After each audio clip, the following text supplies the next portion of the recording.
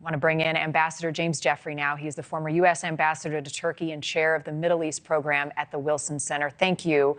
What a devastating situation that they are dealing with now and will continue to deal with. Can you characterize this region of the world, the infrastructure and some of the conflicts we know that they have been dealing with to have this happen there? Sure. First of all, thanks for having me on. This is a huge area encompassing hundreds of square miles of Turkey and parts of northwestern Syria. I've spent years in that area. I know it well.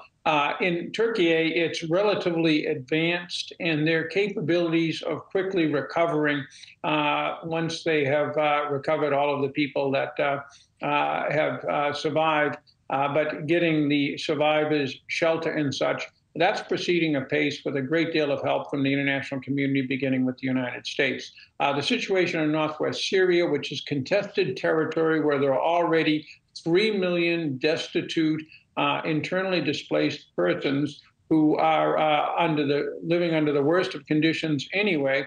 That's a different situation, and the U.S. as well as Turkey are making major efforts to try to get assistance in there. But the complications from the Syrian civil war are undercutting a great deal of that effort, unfortunately. Right. And I spoke with one of the volunteer rescue groups yesterday, said he was getting zero support from Syria's President Bashar al-Assad. Not a surprise, but how concerning is it that as they try to rescue people, there are reports that bombing is still happening?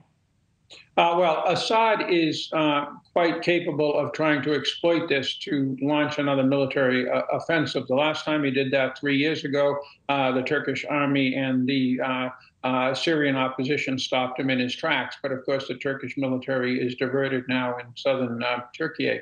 But I don't think Assad will move to try to exploit this because the Russians will probably rein him in. But however, he will do nothing to help the people in that part of Turkey. They have all fled his rule in the first place. He considers them enemies. He is the underlying problem of all of the problems in Syria, and there are many. But this is yet another example of why this war needs to be somehow resolved. What do you see as the U.S.'s role in the political conflict and discussion at this point as rescue recovery efforts continue? The U.S. under both the Obama and the Trump administrations tried very hard, mainly working with the Russians, to get a comprehensive solution to this both national tragedy of the Syrian civil war and the international implications of it. Iranian, Israeli fighting, various terrorist groups such as the Islamic State, and so forth. The Biden administration has basically been, if you will, whistling past the graveyard on Syria, even though we have many hundreds of troops on the ground there, and they're fighting the Islamic State, but they're being shelled occasionally by the Iranians. It's a very complicated conflict.